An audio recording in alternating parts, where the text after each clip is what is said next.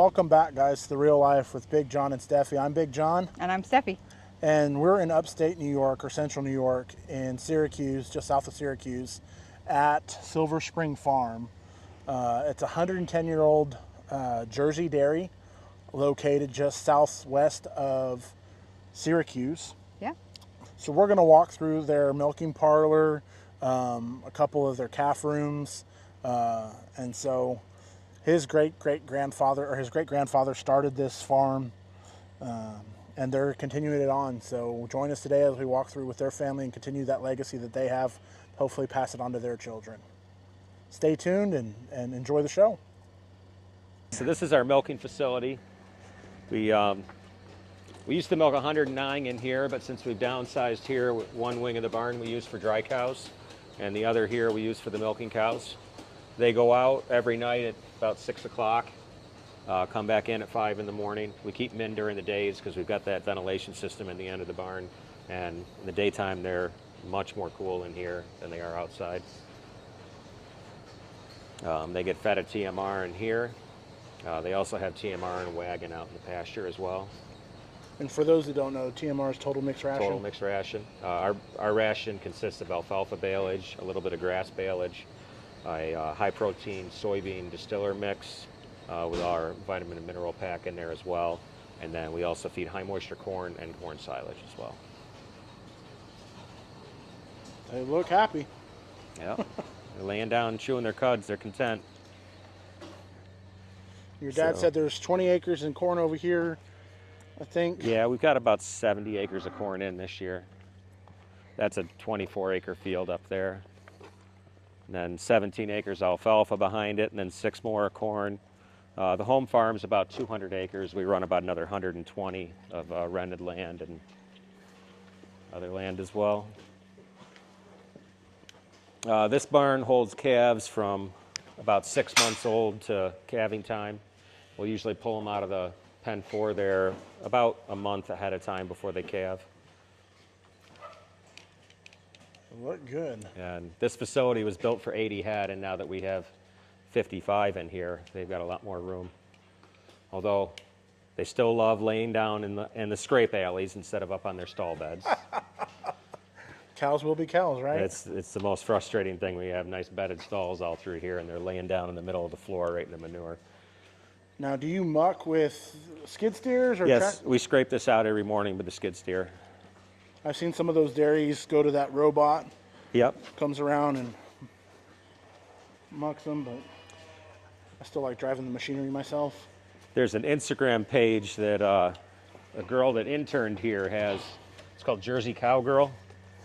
Her name's Becky. She's from the island of Jersey in the English Channel. I think she's got about 300,000 followers on her Instagram page. She does a great job. She does advertisements for all these different technology companies in Europe, and that's one of them she does, is those robotic scrapers. The calf hutches, they come out here at 2 days of age. The heifers in the pasture there are normally in this barn. They go out early afternoon, come in late morning. There's a bull out there as well. He's getting kind of ornery. He might have to leave soon. Hi, guys. Yeah. So we're actually using the paste to dehorn them now. Okay. It goes on when they're about a week old. And they tell us it burns them a little bit, but it's a lot better than anything else for taking horns off. We used to burn them, we used to scoop them, but this paste, I mean, it's about as pain-free as you can get. I actually just did the last 5 sets of horns we had in there. I cut them off about 4 weeks ago, and I am hopefully that we'll never have to do that job again because I hate doing it. Yes, sir. So it's your great-grandfather. Yep. Came over from Switzerland and started the farm, and now it's you and your dad here. Yep. And hopefully one day you'll pass it on to your 3 children. Yeah. Get to run around here. And what was one of your fondest memories of growing up on the farm here? Oh, the thing I always liked about our place is that you're doing something different almost every day. To where, since it's a smaller farm and we all kind of do everything here, it's less departmentalized. It's not like I only do crop work all the time. I mean, a lot of my work I do is crop work, but it's not the sole purpose of mine. But growing up, I mean, my aunt and uncle lived across the road. Their son's about 3 years younger than me, so it was the three of us and him. And I mean, we'd unload hay all summer long. You know, you build hay forts in the wintertime in there. And Get in great shape, right? yep, I could use it now. I've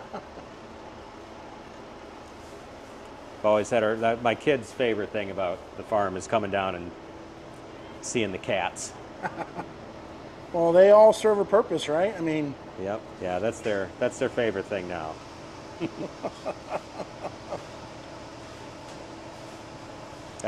I'd like to get Liam doing a little bit more down here, but it's, you know, when I grew up, it was all small machinery, and there were so many people around here that we had enough help to do everything. So us kids, like you had more time to work with the kids. absolutely. To where now I'm usually in such a hurry getting hay hauled, and I'm running from one farm to the other, and it's tough to slow down long enough to really take him with me and show him how everything works. He's still a little young too. I'm petrified of having anything happen with the equipment. Sure. And I mean, I've got friends who have 12-year-old kids that have been on skid steers since they were 10, and I just can't. I'm not comfortable with that. As much as we want to have that, Safety is much more important. absolutely, absolutely. Well, we appreciate your time today. Thank you for taking a chance with some Texans coming down and calling you up and asking you to take a look at your farm. It can be, Oh, but if you're ever down in Texas our way, please look us up and we'll definitely arrange yeah. some stuff down there for y'all. And we'll be back here at the end of August, beginning of September. Hopefully we can catch the show. Yeah, the show, our Jersey show is a Sunday afternoon right before Labor Day. Okay. And then everything gets released at midnight that night. So but the fair's 2 weeks long. Well, it goes from Wednesday to the following Sunday, 13 days total.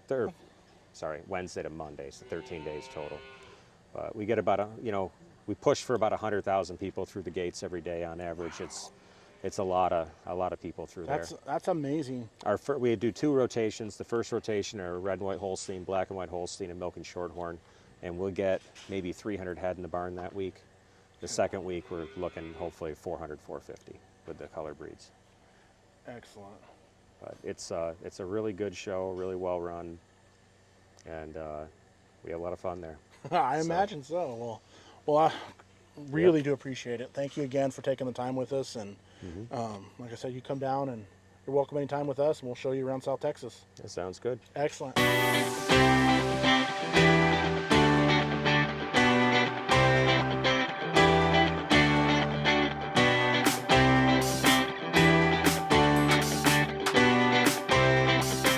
Well, guys, that was Silver Springs Dairy here in Syracuse, New York. We had a great time visiting with the family here. We wish them luck. They have their state show at the end of August, and we hope to be back up here to visit with them there at the State Fair of New York. Huge thanks to the Luck Singers for letting us tour everything out here and being our hosts. They were really fabulous. Well, welcome to our New York road trip. We are about an hour out from Niagara Falls, headed from Syracuse out that way for a little day trip. We're seeing mostly corn on the road. A lot of corn. There's a lot of dairies here in central part of the state. We're on their tollway, which I don't understand it. It's an interstate, but it's a toll road. How income tax funds highways, and then they get to tax them even more by making you pay a toll to get on them is mind-boggling to me. You know what I mean? But I digress. We are on our way to Niagara. We're about an hour outside of Buffalo right now, and it's about a 2.5 hour trip via toll road to Niagara Falls from Syracuse. Syracuse is where we've been at, kind of in the central part of the state, and now we're going to head over to their eastern part of the state. Syracuse is kind or of been Western, a good, excuse me, a Western. good hub to do like little day trips out, because there's a lot of stuff within like an hour, hour and a half, or even 2 hours really, drive from Syracuse. So it's a good hub to start with if you want to look around different parts of the state and not just be in one central location. We've enjoyed ourselves. We stopped. What was that little town we stopped? Weedsport. Weedsport. We stopped in Weedsport for breakfast this morning after we got on the road, just outside of Syracuse, and quaint Really little good town. breakfast. Good breakfast, but a small town, agricultural community out there.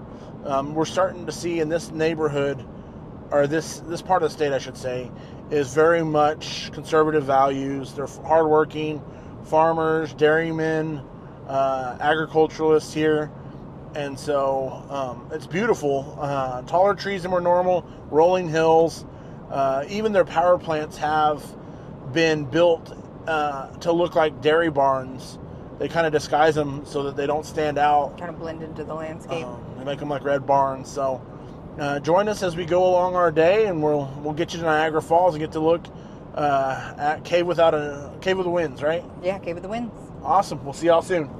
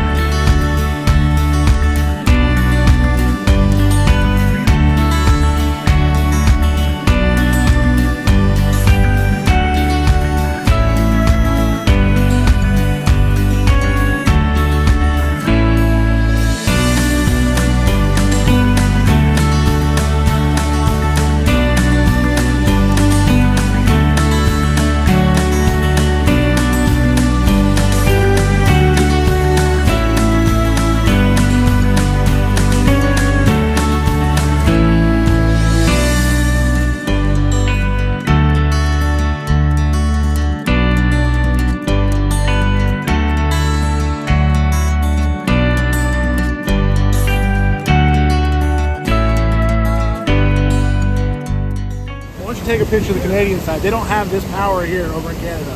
They have free healthcare, but no power like this.